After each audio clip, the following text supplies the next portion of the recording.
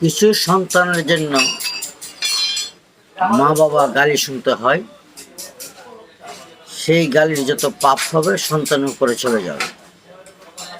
আবার কিছু সন্তানের জন্য মা বাবা ফুলের মালা পরে, এই ফুলের মালার জন্য সন্তানের সওয়াব হবে, ভালো কাজ।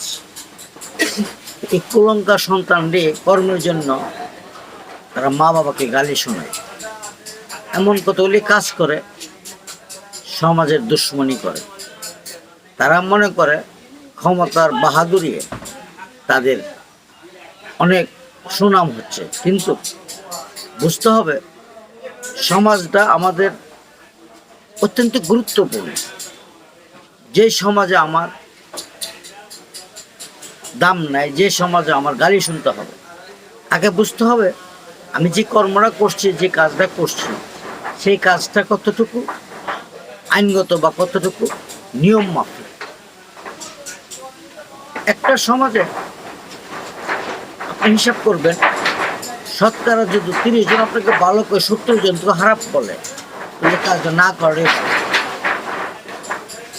আমরা সবসময় এই 30 জনের উপর নির্ভর করে অনেক সময় বাহবা দেয় আমি খুব ভালো কাজ করছি, কিন্তু 70 জন যে তোমাকে গালি দিচ্ছে, তোমার মাকে গালি দিচ্ছে, সেই চিন্তা তোমরা করো না।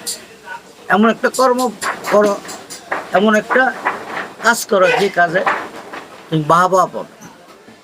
আপনারা বলতে পারেন সবাইকে তো ভালোবাসে না। হ্যাঁ, সবাইকে সবাই ভালোবাসে না, কিন্তু পার্সেন্টেজ হিসাব করলে বুঝতে হবে শতকরা 90% যদি তোমাকে ভালোবাসে, 10% জন্য তোমার চিন্তা করতে হবে।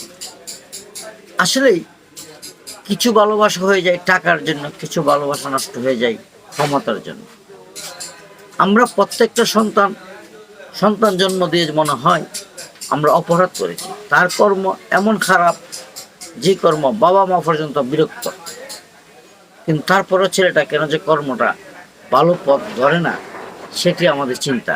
তার উদ্দেশ্য হলো হ্যাঁ, মনে করে অনেক বড় নেতা হয়ে যাবে, অনেক বড় কোটিপতি হয়ে যাবে। আর এই কোটিপতি তুমি কি করবে, যেখানে তোমার ভবিষ্যৎ রিস্কে চলে যাচ্ছে, ভবিষ্যৎ তোমার শত্রু জন্ম হচ্ছে।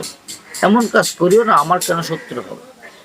একটা মানুষ যদি ঠিক মতো লেখাপড়া করে সুনামের সহিত ভালো একটা চাকরি করে, নিয়ম মাফিক চলে, তখন তো তার আর পিছনে আর কোনো শত্রু জন্মায় নাই। তুমি তখনই শত্রু হবে যখন তুমি একজনের উপর করতে গিয়ে 3 জনের ক্ষতি করছো। এই বাংলাদেশে অনেক মানুষের অনেক কিছুই হৃদয় থেকে ভালোবাসে, অন্তর থেকে ভালোবাসে। তুমি ইচ্ছা করলে তার অন্তর থেকে ভালোবাসা নিতে পারবে না। তাই তোমার মা বাবাকে রিস্ক নিচ্ছ, তোমার ছেলে মেয়েকে রিস্ক নিচ্ছ। তুমি হয়তো একদিন থাকবে বা তোমাকে শত্রুরা আক্রমণ করবে, কিন্তু তুমি জানো না তোমার ছেলে মেয়ের উপর, তোমার মা বাবার উপর যে হামলা আসবে। কারণ এই বাংলাদেশে ছেলে অন্যায় করলে মা বাবার উপরে হামলাটা যায়। এই বাংলাদেশের নিয়ম অন্যান্য দেশের নিয়ম এক নয়।